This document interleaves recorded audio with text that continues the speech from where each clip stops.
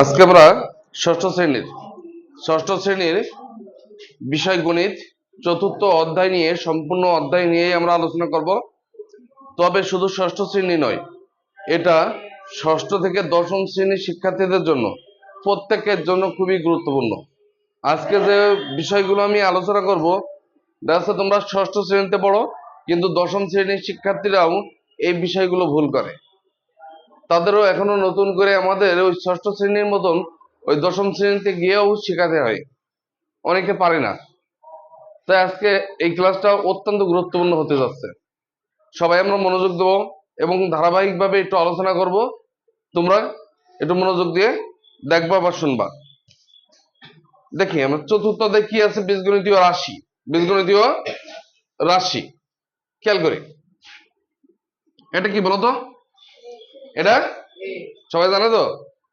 এর সাথে আরো দুইটা জিনিস জড়িত আছে, অদৃশ্য আছে। সেটা কি কি বলুন, কেউ পারবা? একটা হচ্ছে কয়টা এখানে একটা এই সূচক কত? 1। তাই দুইটা অদৃশ্য 1 আছে, তাই না? হ্যাঁ, এখানেই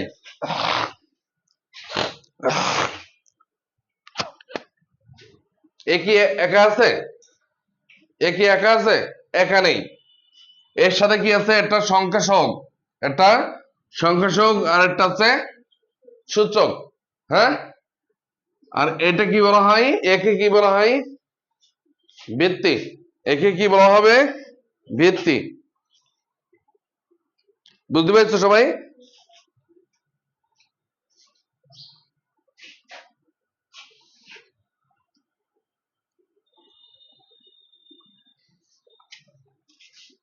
তারপরে দেখি আমরা, এটার নাম কি বললাম? এটা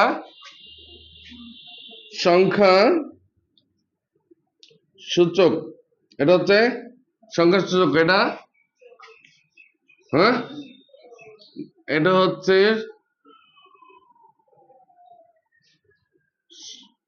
সংখ্যা সহগ। সহগ, এটা হচ্ছে সূচক, আর এটা হচ্ছে চলক। এটা হচ্ছে চলক। বুঝতে পারছো? এটা হচ্ছে চলক।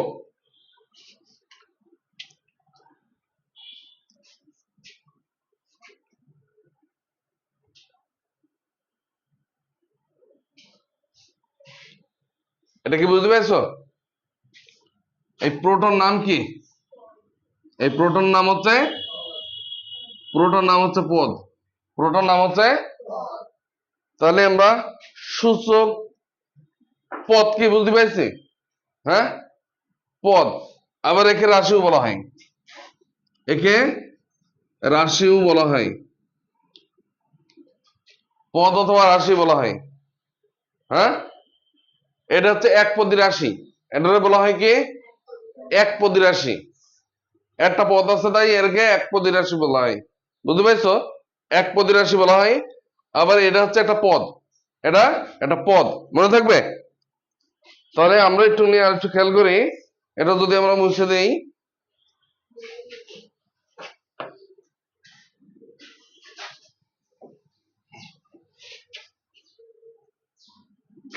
Three B Q. থ্রিটা কি বলো দিন? থ্রিটা হচ্ছে সংখ্যা সহগ। থ্রি হচ্ছে সংখ্যা সহগ, বি হচ্ছে চলক, আর তিন হচ্ছে সূচক। এটা কি বুঝতে পারছো? হ্যাঁ, তাহলে আমরা কি পেলাম এখানে? এটা একটা পুরোটা একটা কি বলো দিন? পুরোটা একটা হচ্ছে পদ অথবা রাশি। পদ অথবা রাশি, এটাকে কি বলা হয়? একপদী রাশি। এদের কি বলা হয়?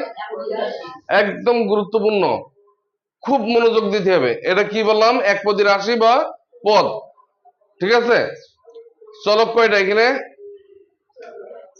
আচ্ছা, আমি বারবার এটারে কি বলছিলাম? এই থ্রিরে কি বলছি আমি? সংখ্যা সহগ।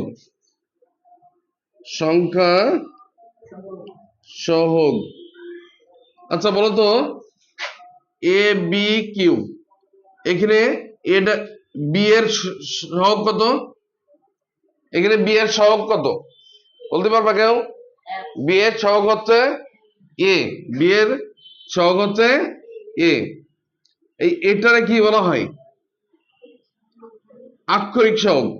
একে বলা হয় হচ্ছে আক্ষরিক